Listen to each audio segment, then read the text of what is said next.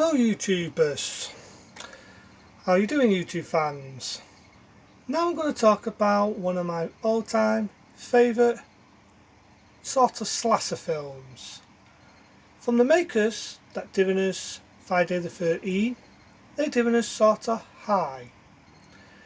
Based on a lad who gets bullied, picked on, they play a prank on him, make him look a bit like an idiot. Now yeah, he's a typical nerdy kid, wears glasses, really looks nerdy, but they really go too far and they bully him a lot in the film. They play another prank on him, but this time the prank goes wrong and he gets badly burned on one side of his face, leaving him nasty scarred.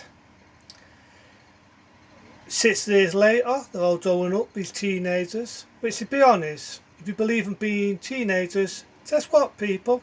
I'm 16. Yeah, I'm 16. But they go to this reunion, stew reunion, which has been funny because the stew's been shut down. It's not open, and what do? They wait all fucking night to open this fucking stew.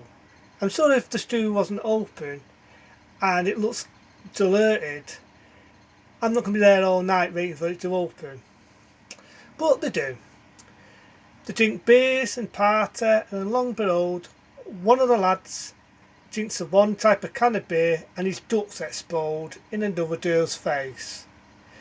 I do remember it having some really good gruesome death scenes, and why the hell can you not get it on DVD in this country? It's beyond me. I remember the days when I rented it on video.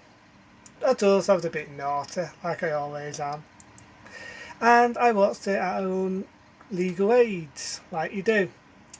But all said and done, Slaughter's not a bad film. Had a few good gruesome deaths.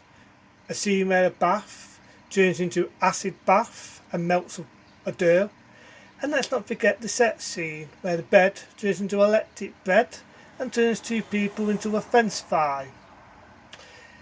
It's not a bad film, but the history is more interesting than the film. Because the lad who becomes the killer, the one with the Chester mask, is only the one who played Martin.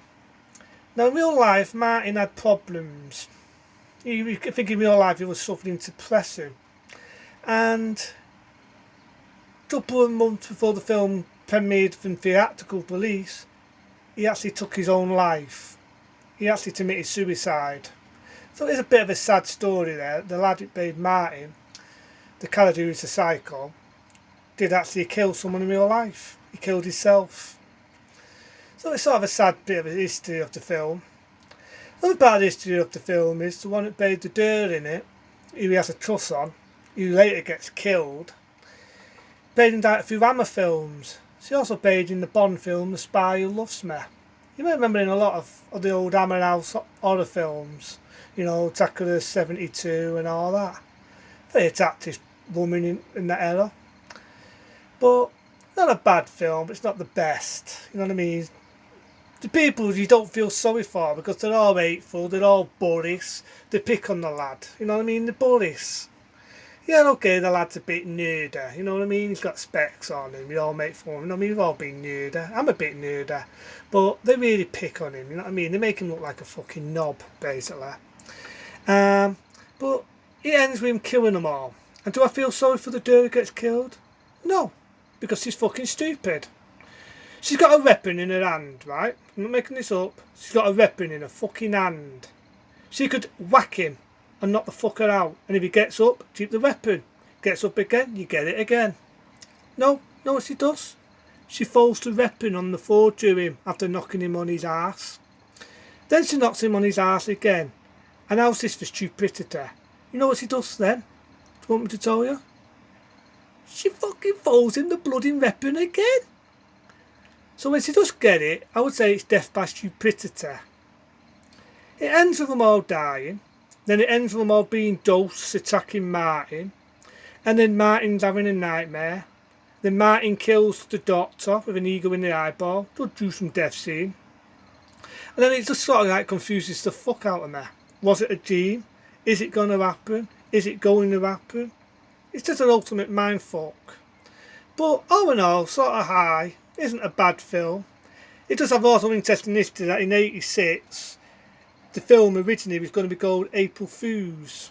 But because there was a film by Paramount, as we all know, it was called April Fool's Day, they couldn't get the rights, even though it just used April as being Martin's birthday, meaning April Fools. It's not a bad film, and I do actually like the title Slaughter High, and it's really amazing that some of the April Fool's pranks they do is very similar to April Fool's pranks that people do on April Fools.